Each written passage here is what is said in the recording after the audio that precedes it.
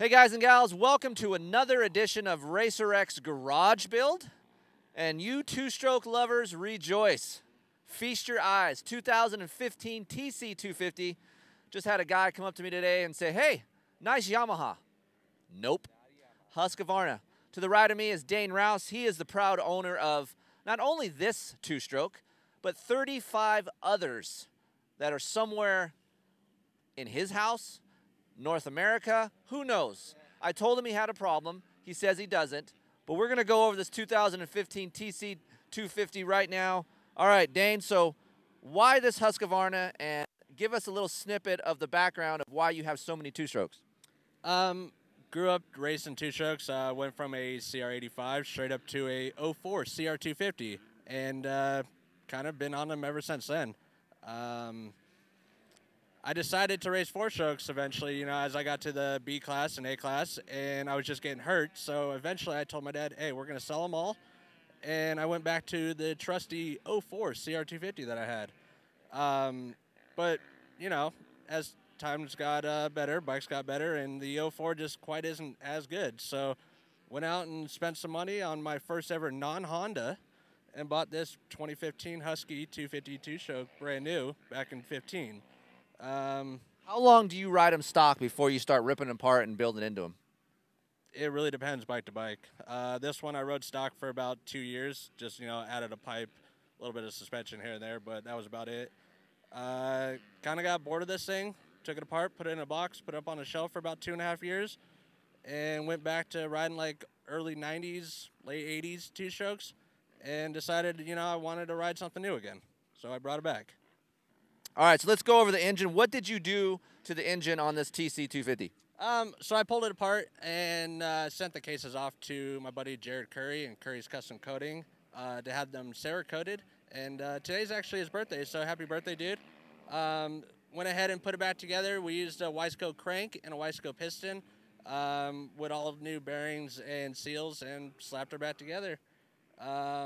Coming out of the engine, we ran the Boysen rad valves, which is a one-piece intake, manifold, and reeds. And then to the Electron carburetor, the H-series. And that's pretty much your motor, other than the clutch on the other side where it has a Henson. And that's about it for our motor. Suspension, man, there is some beautiful pieces to this thing right here. So let's start up front with the fork and the clamps here. The forks are a company called MX Tech. They're out of Illinois. These forks are Kashima coated, DLC coated, and they have the Lucky Carbon cartridges inside them. They're the lightest cartridge you can buy on the market, and the forks are actually 2 pounds lighter than the stock unit. And then the clamps were from Luxon. Beautiful machinery, beautiful fit like a glove, and the tie bolts that they included were just bonus. National Shock from MX Tech too as well? The National Shock is their A-kit of a shock. It's 3 pounds lighter, and it actually gives you 5 adjustments between high speed, low speed compression, and then high speed, low speed rebound, and a mid-speed compression. Wow, so a lot of details here. Beautiful. Man, this frame is unreal. We talked about this before the show started, and there's a reason why you picked this blue. So go over the cosmetic layout here for us and why you chose this color scheme. Well, when I dropped off the frame to get powder coated, I saw that guy had something done in this candy apple blue, and that's kind of where it started out, and I kind of built everything around there. Blue and black always looks good. The FMF 2.1 pipe, that's, you know, blue, kind of blends into there. Same thing with the rims from Pro Wheel. Pro Wheel complete wheel assembly with the hubs, spokes, and nipples and loops. And then those are wrapped in some brand new Hoosier MX25 tires. And aesthetically, everything goes together, and it's beautiful. Yeah, it looks really good. But for me, the most important piece, we'll have Spencer here do a close-up. It has a Stank Dog 726 clutch reservoir cap right here and nuke the quads. So for me, I can't wait to ride this thing. A little bit of stank in me, a little bit of smoke. It's going to be a great day. Stay tuned.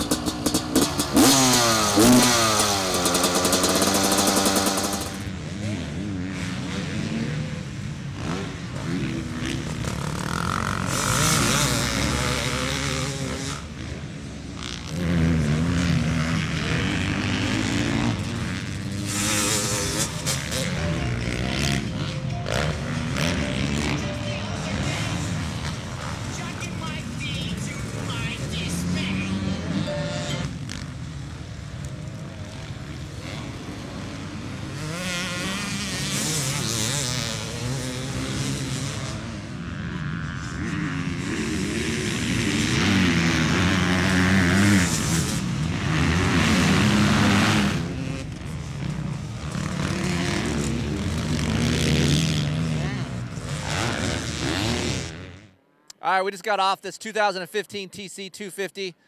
Something to be said to be ripping the hills of Glen Helen on a two-stroke. I looked down, saw the 726 right by my handlebar, stank dog. Just, it was an inspiration out there for me.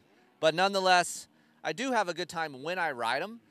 You guys know sometimes I'm not the greatest optimist when it comes to two-strokes, but this bike is fun. I do like that I have to work a little bit harder to ride this bike. For me, a couple things that stand out. I've never ridden with the MX Tech stuff.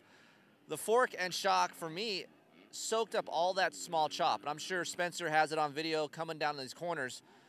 The fork just soaks up all the small imperfections that Glen Helen has. There's a lot of them here, right? Even early in the morning when there's not, it's not super choppy, but there is all these small bumps underneath the ground here. It just seems to stick to the ground really well. The combination between the Hoosier tire and the MX Tech stuff, lots of comfort. It's a little bit soft for me, but I have a lot of traction, a lot of front wheel bite. I'm a front end steering guy. I like that. So pleasantly surprised with the suspension.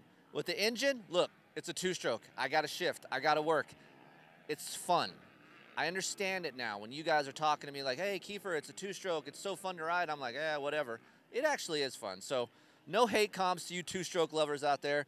It is a fun bike to ride. We did make some adjustments. Dane, you want to rip off what we did here? I ended up going leaner on the carburetor today. We were a little fat in the morning, and we were able to get more pep to her, and she definitely had more speed by the end of the day. And that was it's very simple, quick. Pop the top off, do a little change to the metering rod, slam her back in. I've had more time on Lectron carbs with off-road bikes, not a lot of time with motocross-specific machines. And what this thing does, it just makes it real smooth and linear to ride. If you can imagine riding a four-stroke, putting this carb on, it has that kind of character where there's a lot of rear-wheel traction, smoother, a little bit broader. Doesn't have that snap or hit that a carburetor does, like a normal carburetor. So you said we might switch some things up, do a little test later. Yeah, well, there's always room to improve it, and if we come back out and we test it again, you guys might see it. Yeah, so overall, I had a great time with this garage build. The thing is beautiful. It's a different look. I had a couple guys when I was out there riding today. It's like, what is that thing? So I've had about 3 people ask me what bike this was. You can tell with the old shrouds, it is an older model Husqvarna. So overall, very fun. Had a great time. I'm slowly but surely coming around the two-stroke thing again. Raced them a lot back in the day, but I've been spoiled with four-strokes. This bike woke me up a little bit, and it's fun to have Dane here. He's a two-stroke guy, 36 bikes. Holy hell. So the goal is to have 100 at one time. He wants to have 100 two-strokes. I told him, you have a problem. And he says no, but the first step is to admit it, Dane. There's no problem in that. All right, we'll see you guys next time on another RacerX garage build. Don't forget, there is a publication out there. It's called RacerX, and we have different stuff inside that magazine. And you subscribe right now, $30, get a cool sticker sheet, lots of fun things over on RacerXOnline.com as well. And we'll see you on the next go-round. See you later.